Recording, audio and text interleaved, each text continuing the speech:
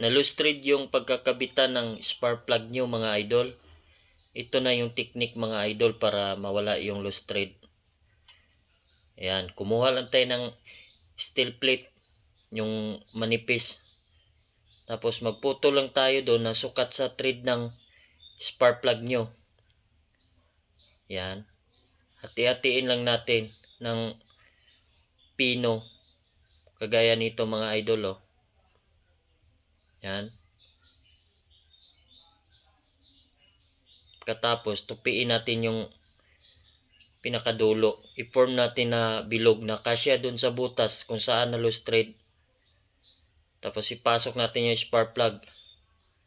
Ayos tong diskarte na to mga idol. Hindi nyo na kailangan pa-machine shop. Halimbawa, wala pa kayong budget.